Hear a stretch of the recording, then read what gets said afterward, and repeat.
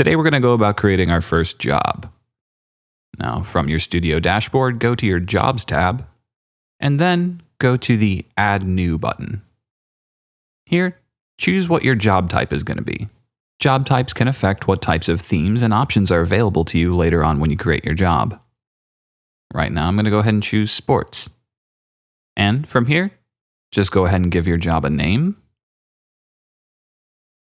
and select what organization with which you want it associated, and the date of the photo shoot.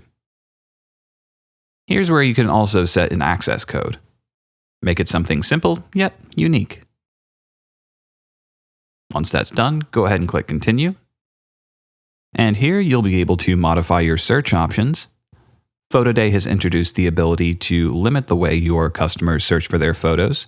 So if you'd rather have them not browse the entire gallery and say only use FaceFind, you have that ability now.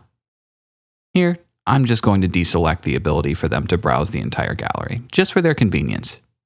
And this will encourage them to either use FaceFind or browse by the tags I'm going to set up. Once that's done, go ahead and click Continue.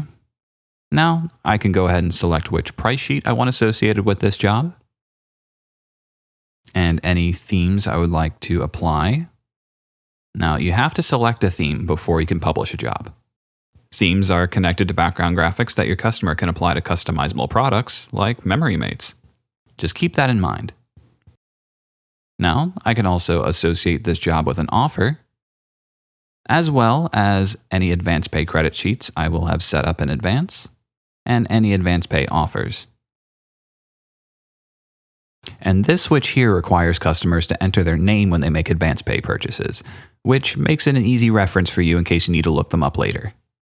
With that, go ahead and click the Create Job button, and you're done.